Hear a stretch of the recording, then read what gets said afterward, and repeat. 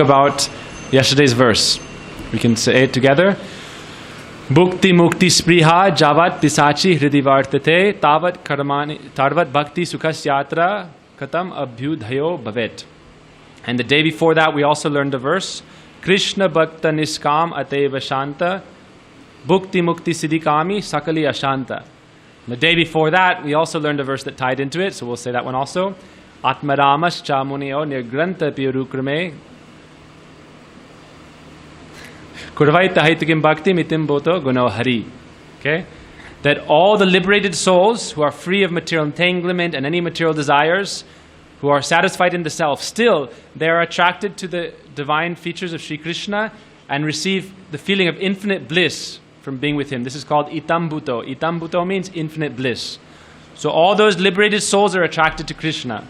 So if we remove the covering of ignorance, then our true nature will come out and we will naturally be attracted to Krishna, because Krishna is the most attractive. All the liberated souls are not interested in the material enjoyments or the mystic perfections or even liberation, because Krishna is so attractive. So it said an iron is certain metals are attracted to a magnet, but if they are rusty, then because of some external covering, they may lose that attraction. But our natural condition is to be attracted to Krishna because he is all attractive. The very name Krishna means he who attracts everyone. So then that comes along with the next verse. The next verse we learned was Krishna bhakta niskam ataiva shanta bhukti mukti siddhikami sakaliya shanta. That the devotee of Krishna is free of material desires and therefore they are peaceful. This means Krishna bhakta niskam. They are niskam without material lust or desires. Before that we were talking about how to free ourselves from lust, kama esha, krodesha. And this is the best method. You have to become Krishna bhakta. If you are Krishna bhakta, you're in a relationship with Krishna and experiencing that divine love and attraction with your relationship with him, then you don't have no longer any material desires, because you realize they're very insignificant. If you are a millionaire or a billionaire, then you no longer are thinking about the wants of a beggar. You're no longer worried about getting a few paisa or a few rupees on the street. You don't need to go and beg on the side of the road for a few rupees if you're a billionaire. So if you have pure love for Krishna and relationship with him, it's like you're a transcendental billionaire, then you're not going to be like a materialist going to the market and eating ice cream because you want to have some, Guruji says, tongue-tingling sensation. Like, this is material desire. Oh, I want to do this, I want to do that, I'll be fulfilled, I'll have some enjoyment. But if you have relationship with Krishna, then it's like you're a transcendental billionaire. Then no longer you're going to want these material insignificant things which are just like straw on the street. So therefore it said that the devotees are nishkam, without material desires, and therefore they are peaceful. Krishna says in the Gita, if you want to be happy, first you need to be peaceful or satisfied at heart. Without internal satisfaction, happiness is only flickering. You can take drugs or other stimulants and feel happy for a few moments, but afterwards, if you're not satisfied in the heart, then afterwards you'll feel barren. And the drugs or the things you're taking are just to dull your external senses or to make you feel like you're outside of the body. But once you come back into your self-consciousness, you realize you're miserable. So it said that until you're peaceful at heart, then you cannot be happy. And Krishna says, if you want to be happy, then the way to happiness is tyagat shanti nirantaram. If you renounce material desires and attachments, then you'll be happy. But the only way to renounce these things is to attach yourself to the lotus feet of Sri Krishna and realize your true relationship with him. Then you can be happy. So it said in the next line of this verse, Bhukti mukti siddhikami, those who are desirous for material enjoyment, liberation, mystic perfections, they're always disturbed and restless. They can never be peaceful. We come to the ashram to get peace in the heart or tranquility. That's why it's called ashram. Shram means when you're working so hard, you begin to perspire.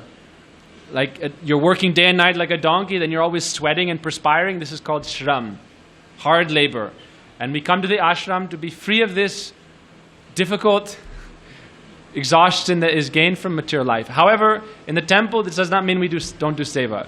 When we do seva, you experience ananda bliss. This is called seva ananda. So then the next verse we learned.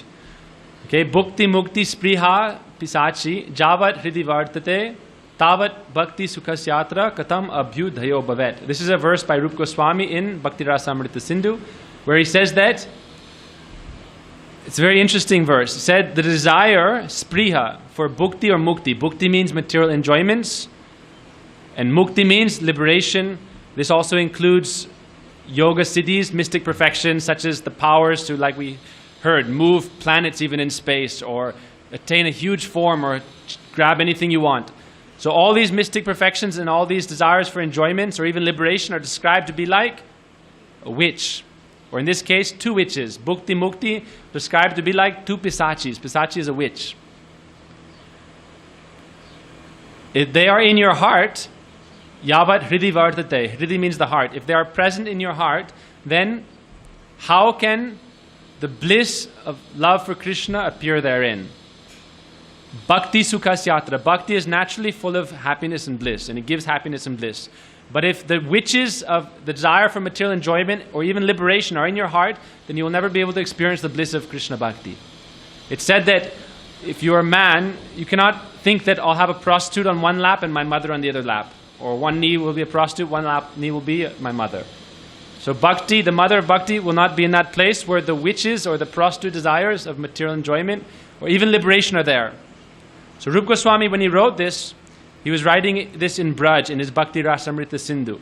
And one time a great acharya from another line called Vallabhacharya, he visited Rupa Goswami. They were friends, meaning they were like peers or associates. Although Vallabhacharya was more elder. So Rupa Goswami honored him, and also because the Goswamis are naturally very humble.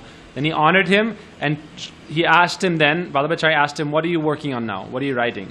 So he showed him his book, and it was open on that page where he was just writing Bhukti Mukti Spriha Pisachi Javat Hridi Vartate.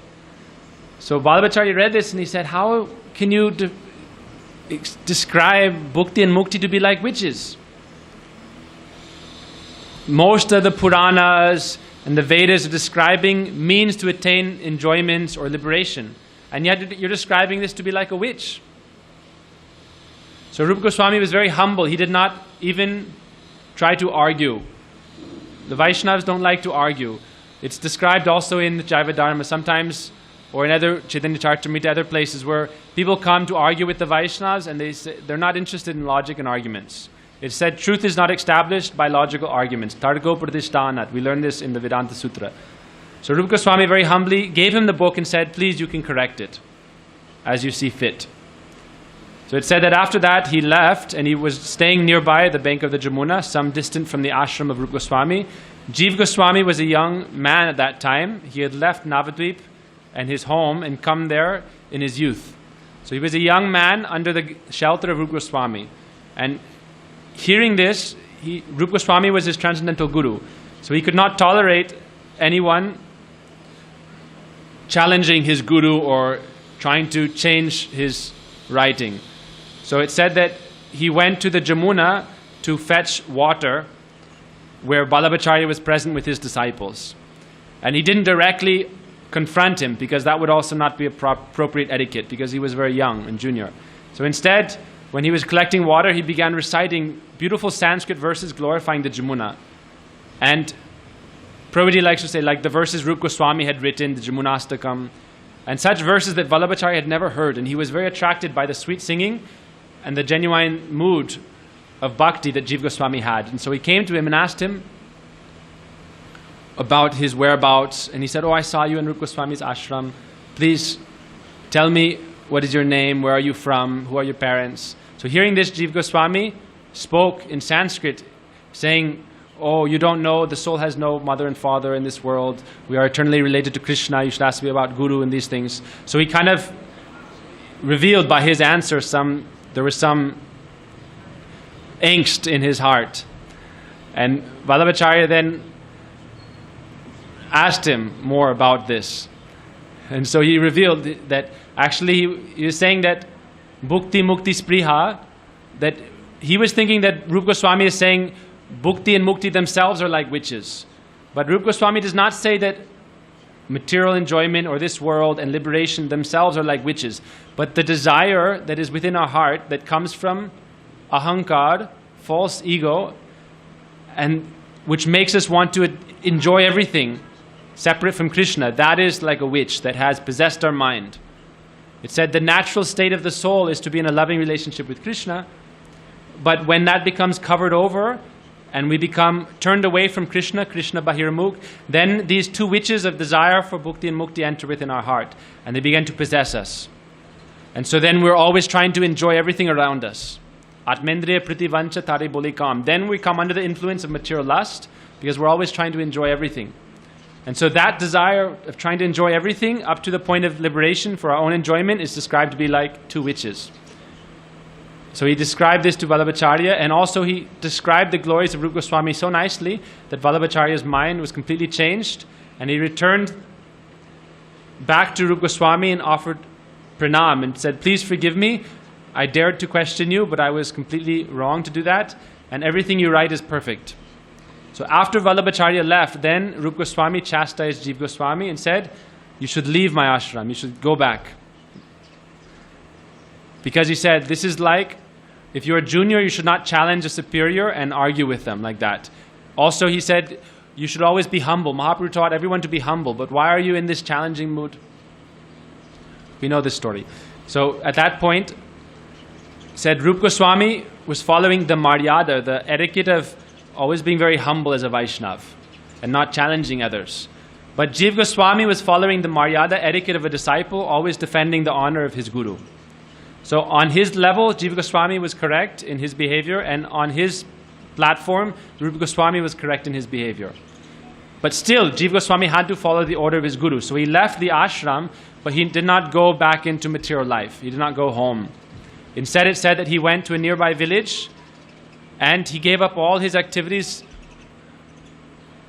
Instead, he was only praying and yearning for forgiveness from Rupa Goswami. It said that he went into a crocodile cave. There are many like caves in the Jamuna, like mud cave areas, and some may be abandoned. So he was residing there, and it was nearby a village. So the villagers would hear him calling out all day, Harup Hasanatan, Harup Hasanatan. So shortly after that, Sanatana Goswami came to the ashram of Rupa Goswami and asked him, where is Jiva? And he said, I don't know. He's gone. Rupa Goswami answered like that. So Sanatana Goswami, it said that Sanatana Goswami is so merciful. Raghunath Das Goswami wrote, Vairagya yug bhakti rasam prayatna rapayam mam anubip samamdam kripam buddhiryapada dukkha dukhi sanatana stam brahmashrayami. I take shelter of Sanatana Goswami who cannot tolerate the sufferings of others. He is so merciful. So Sanatana Goswami is like the big brother of all the Vaishnavas. Guru Purnima is also the disappearance of Sanatana Goswami. In Braj, all the Brajbasis shave their heads because they have so much love. Sanatana Goswami was like the father of all the Brajbasis. They all called him Bada Baba, means the big father. And Rupa Goswami, who was the junior brother, they would call him Chota Baba, the younger brother. Or also Baba means father, so it's like uncle or father. So everyone loved him. It said that Sanatana would go to all the villagers and inquire about their welfare and help them and inspire them to Krishna Bhakti. So everyone knew him. So he has so much love, he could not tolerate seeing Jiva gone. So he began searching. He thought Jiva would never leave Braj. Certainly he's somewhere nearby praying and doing sadhana. So when he was traveling looking for him, finally he came nearby this village where Jiva was hiding in the cave, calling out Rup Sanatan. And the villagers said, when he asked them, where is he? Then the villagers said, oh, actually there's one Baba now who is even more Bada or bigger than you. That sometimes you still travel and do bhiksha and meet with us. But this Baba is day and night living in a crocodile hole cave and only calling out Ha Rup, Ha Sanatan. I don't know who these people are, but he's calling out their names. Like you chant Ha Radhe, Ha Krishna, but he's only chanting Ha Rup, Ha Sanatan. The villagers were very simple. They didn't know Rup Sanatan's name. They only knew them as like our father, Bada Baba and Chota Baba. Like many people may not know Prabhuji's name. They just know Prabhuji. They don't know like Premananda Prabhu. It's just Prabhuji. Many people come and see him. Oh, Prabhuji, Prabhuji. So they didn't know Rup Sanatan's name. So they said, oh, there's one Baba only chanting Ha Rup, Ha Sanatan. Who are they? So immediately Sanatana Goswami said, take me there. He went there and saw Jiva Goswami was very emaciated. He had been fasting for like 2 weeks.